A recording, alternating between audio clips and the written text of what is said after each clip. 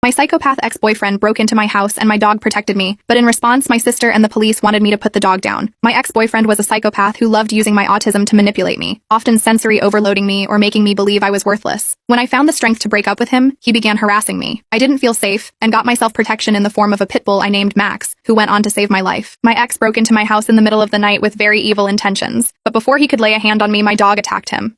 I called the police and the ambulance and my ex was sent to the hospital, but the officers told me my dog may need to be put down. I deemed this extremely unfair and complained to the officers, but they said they had no power in this matter. I remember cuddling Max for the rest of the night, crying about what had just happened, as well as the possibility that my dog was going to be taken away from me. In the immediate aftermath of the terrifying home invasion, I couldn't bring myself to leave the house. I did sometimes go outside, but truly only for one thing, and that was to take Max to the vet in order to get some tests done so I could prove he was not rabid and didn't have any diseases. I had no idea what to do with these tests and results I got back from the vet, but I kept them safely tucked away in case I ever needed them as evidence for Max being safe. However, when I wasn't taking him to the vet, I felt like a prisoner in my own home. I didn't step outside. I cuddled with Max constantly, always grateful for his protection and deeply shaken by the whole ordeal. One morning, I was sitting on the couch sipping my morning tea, Max lying at my feet as always. There was a sudden loud knock on the door. My heart jumped into my throat and I was paralyzed with fear. The sound was harmless, but my mind instantly flashed back to the night my ex broke in. Max was on his feet in an instant. His ears perked up. He let out a low growl and positioned himself between me and the door. My hands trembled and I had to take a few deep breaths to calm myself down. I slowly approached the door with Max by my side. I peeked through the peephole and saw the familiar blue uniform of our local mailman. I felt relieved. I opened the door a crack, just enough to greet him and accept the package he was holding out. He told me good morning, and I told him thank you, grabbed the package and closed the door. As the door shut, I let out a sigh of relief. My pulse slowly began to settle, but I knew I wasn't ready to leave the house for anything besides taking Max to the vet yet. Max nuzzled my leg, sensing my stress, and I reached down to scratch behind his ears. "It's okay, Max," I whispered, more to reassure myself than him. "It's just the mailman. We're safe." After weeks of my version of house arrest, my world felt like it had collapsed around me, and I reached out to my sister Jane for support. I thought she would understand and come to my side, but her reaction was the last thing I expected. Jane refused to come over. She said that she wouldn't feel safe with my wild, rabid dog around. We got into a huge argument. I tried to explain how Max saved my life, but she wouldn't hear it. To her, an animal who had attacked someone had the chance to do it again, regardless of the circumstances. She demanded that I put Max down, and I wasn't about to do that. Max saved my life, but she didn't see that. I couldn't believe my own sister would ask me to do something so cruel. I was sitting on the edge of the couch, clutching my phone when I finally got the courage to call my parents. The events of the past few days had left me feeling more isolated than ever, and I desperately needed their support. When my mom answered, her voice was warm and reassuring. She asked how I was holding up. I told her everything, about my ex breaking in, how Max had protected me, and the argument with Jane. I asked if they could come over because I really needed to talk to both of them. My mom agreed immediately. When they arrived, I could see how worried they were about me. We sat down in the living room and I began to retell them everything. My mom reached out and held my hand and told me how proud she was of me for standing up for Max. She understood that I viewed Max as a part of the family, but my dad looked troubled. He leaned forward and said that while he understood Max had saved me, we had to consider everyone's safety. He suggested that maybe Max could stay with someone else for a while so that Jane felt safe too. I tried to explain that Max was the reason I felt safe on my own. Max was my protector, my lifeline. They refused to get involved in the argument but told me if I needed them that they would be there. The tension in the room was clear, and I felt tears welling up in my eyes. I told them both that Max wasn't a threat, and that if I lost him, I didn't know how I'd cope. Their divided opinions left me feeling torn, but at least they said they were there for support. In a last-ditch effort to get through to Jane, I asked if she would meet me at a cafe to talk without Max. I was terrified of leaving the house alone, but I was willing to face that fear to try and salvage my relationship with my sister. She was hesitant, but agreed. Meeting Jane at the cafe was one of the hardest things I've ever done. My anxiety was through the roof, but I knew I had to do it. Sitting across from Jane at the small, cozy cafe, I felt my hands start to tremble. Things like this would be scary for everyone, but due to my autism, I truly think my fear was amplified. I took a deep breath and greeted Jane. We had a bit of small talk. After catching up, I opened up to her for the very first time about my relationship with my ex. I told her how he made me feel like trash. I started with telling her how he wasn't who she thought he was.